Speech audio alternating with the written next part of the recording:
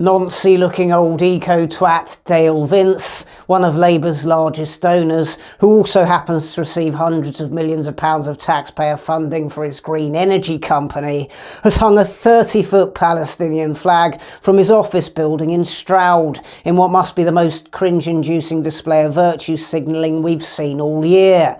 When someone indulges in this extreme level of moral grandstanding in public, you know they must be up to something pretty dodgy in private. It's the Jimmy Savile principle, isn't it? Locals are finding it all a bit pathetic. Like the majority of level-headed people in this country, they support neither the Palestinians nor the Israelis and don't believe that we should be meddling in foreign wars playing out thousands of miles away, especially at a time when our own country faces increasingly insurmountable economic and cultural difficulties.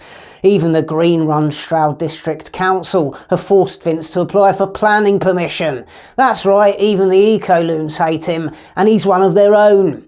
I mean, there's an argument to be made that Vince is a pretty good representation of everything that's wrong with this country. A sort of national parasite, desperate to flaunt his fashionable opinions and woke credentials, spending whatever money he's swindled off the taxpayer to build a public platform and force his second-hand opinions into the public sphere, living large off government grants and yet full of that familiar hatred that woke progressives seem to have for Britain. They walk amongst us, but you know they'd like to burn our country to the ground if they could.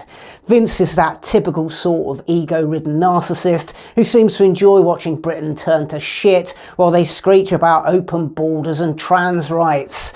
He'll stick around long enough with his pantomime moral grandstanding and his contrived empathy to watch this nation sink irretrievably into third world status, and then he'll bugger off to Thailand to spend his twilight years sucking off ladyboys for a tenner. What a malignant tumour he is. Without taxpayers' money, he'd still be living in a caravan.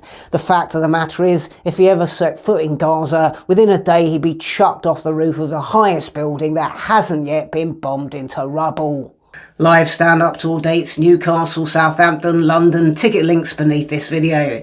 Limited edition Peter Pisspot hate speech t-shirts. All sizes now back in stock. Get them before they run out again. Link in the description.